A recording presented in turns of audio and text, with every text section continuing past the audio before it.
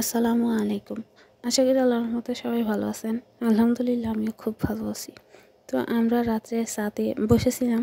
হঠাৎ করে আমার ম্যাডাম বলতেছে নিচে যাইয়া কার্টুন গোছানোর জন্য, কারণ আমরা মক্কায় যাব। আমরা সবসময়ই তায়েফ থাকাকালীন 2-3 বার মক্কা যাই, কিন্তু এই বছর খুব কম যাওয়া হয়েছে। তো হঠাৎ করে যখন ম্যাডাম আমারে বলতেছে যে আমরা মক্কায় যাব 2-3 দিনের জন্য, আমি নিচে চলে আসি। আমার ম্যাডাম ঈশার নামাজ পড়ে চলে যায় মার্কেটে ওনার ভাইয়ের ছেলের সাথে, আর আমি রান্না করি। আমাদের জন্য রান্না করছিলাম হচ্ছে ক্যাপসা। এটা তো মক্কায় নিয়ে যাব এই কারণে, কারণ ওইখানে গেলে রান্না করার কোনো সিচুয়েশান থাকবে না, অনেক কাজ থাকবে। তাই আমার ম্যাডামের জন্য মিষ্টি কুমড়া সেদ্ধ করছি, আর আমার জন্য ভর্তা আর হচ্ছে সাদা ভাত। তো আর এই হচ্ছে আমাদের যেই মশলা আর হচ্ছে যাবতীয় জিনিসপত্র, যেগুলো এখান থেকে কিনে বেছে ধুয়ে শুকায় এখন মক্কা নিয়ে যাওয়ার জন্য কার্টুন করছি। প্রয়োজনীয় আরও যা জিনিসপত্র ছিল টুকটাক, ওইগুলো সব রেডি করে কার্টুন ভরে রাখি।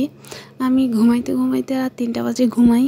সকালবেলা আমার ম্যাডাম 9টা বাজার আগেই আমাকে ডেকে তুলে রাখছে, কারণ 10টা বাজে বলছে আমরা বের হয়ে যাব, ওনার ভাইয়ের ছেলে আসবে।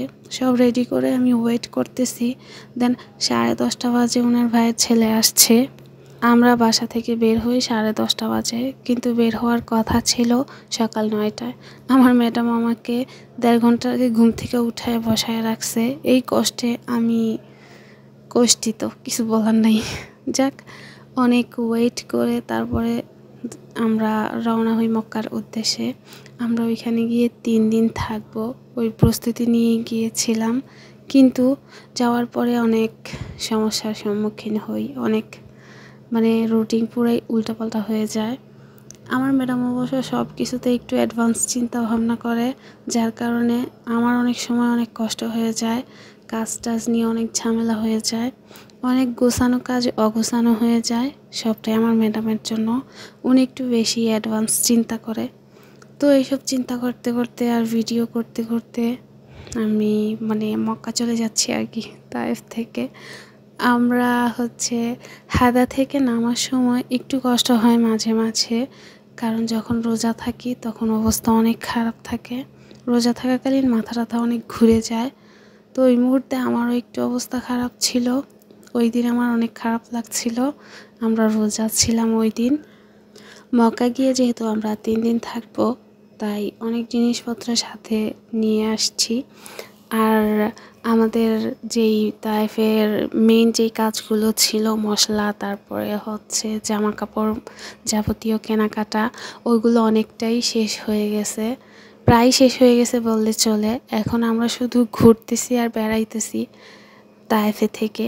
তো জিনিসপত্র যেহেতু অনেকগুলো জমা হয়ে গেছে, তার কারণেই আমরা মক্কা যাচ্ছি। আমাদের মক্কার বাড়িটাও দেখে আসা হবে, আর জিনিসপত্রগুলো অনেকগুলো কমে যাবে যখন আমরা একেবারের জন্য মক্কায় চলে যাব তখনকার। আর মাশাআল্লাহ, আকাশটা দেখতে অনেক সুন্দর লাগতেছে, আকাশের মেঘগুলো। আমি অনেকক্ষণ ভিডিও করতেছিলাম, অনেকক্ষণ পরে দেখলাম আমার খারাপ লাগতেছে, অনেক মাথা ঘুরতেছে। পরে আমি ঘুমাই গেছিলাম, আর ঘুম থেকে উঠে দেখি আমরা মক্কায় চলে আসছি, বাড়ির একেবারেই কাছাকাছি এখন। তো আমি ওঠার পর আমার ম্যাডাম বলতেছে যে কী ব্যাপার, যদি বেশি খারাপ লাগে রোজা ভেঙে ফেলতে। পরে আমি বললাম না, সমস্যা নাই, কন্টিনিউ করি রোজা দেখি। তো মক্কা আসার পরে খুব ভালো লাগতেছিল, অনেক দিন পরে মক্কা আসছি, প্রায় 2-3 মাস। বেসিক্যালি আমরা আসি অনেক সময়। এবছর তার ভাইয়েরা কেউ বাসায় নাই, সৌদিতে ছিল না, যার কারণে মক্কা একেবারেই আসা হয় নাই। মেঘাচ্ছন্ন আকাশ, আকাশটা দেখতে খুব সুন্দর। তায়েফ আর মক্কা একই রকম ওয়েদার, আর মক্কা প্রচণ্ড গরম। তো আমি এই যে বাড়ির সামনে চলে আসছি। তারপর গাড়ি থেকে নেমে আমি সব ব্যাগ ট্যাগ ট্রলিতে উঠাই, আর হচ্ছে যাইয়া আমি এক লিফটে আর আমার ম্যাডামের ভাইয়ের ছেলে এক লিফটে, আমরা 2 লিফটে 2 জন ছিলাম। বাসায় এসে সব গুছাই, আর মক্কা থেকে তায়েফ আবার প্রয়োজনীয় যেই সব টুকটাক কিছু জিনিসপত্র লাগবে ওইগুলো আবার কার্টুনে ঢুকাই। বাড়িঘর মোটামুটিভাবে পরিষ্কার করি। আর হচ্ছে যাইয়া আমি রসুনগুলো তায়েফ থেকে কিনে আনছি, কারণ গ্রেট করার জন্য বা ব্লেন্ড করার জন্য মেশিন তায়েফে নাই, তাই আমি এখানেই বসে বসে কুচি করে নিছি এগুলো মেশিনে।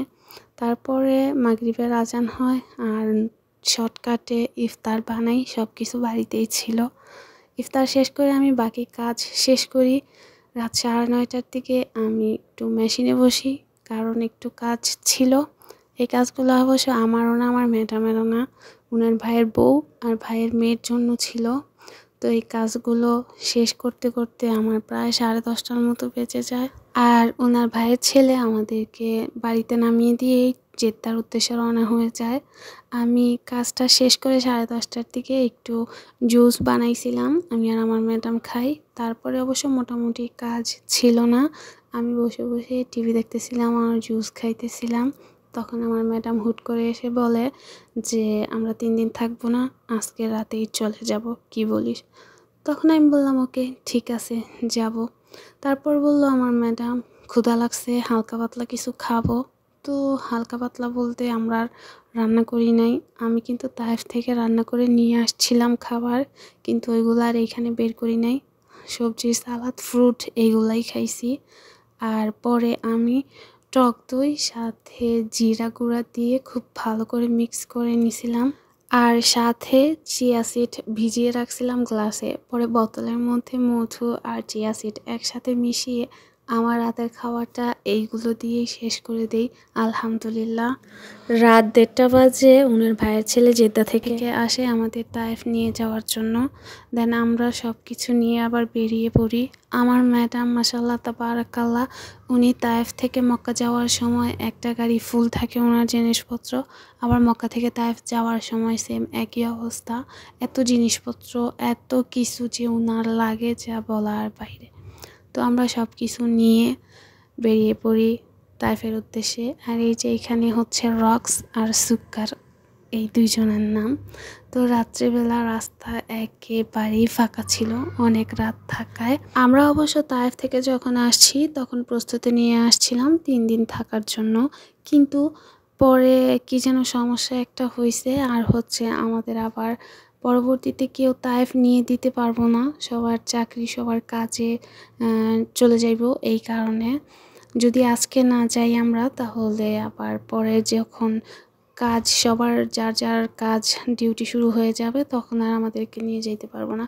এই কারণে আমার ম্যাডাম আমাকে বলে যে হয়তো আজকেই যেতে হবে, নয়তো 1 সপ্তাহ থাকতে হবে। তো মক্কা এখন 1 সপ্তাহ থাকা সম্ভব না, তাই আমরা আজকে মানে ওই দিন সাথে সাথেই রাতে চলে আসি। আমাদের বাসায় আসতে আসতে প্রায় 2:30 থেকে 3টা বেজে গিয়েছিল, সঠিক টাইম আমার মনে নাই।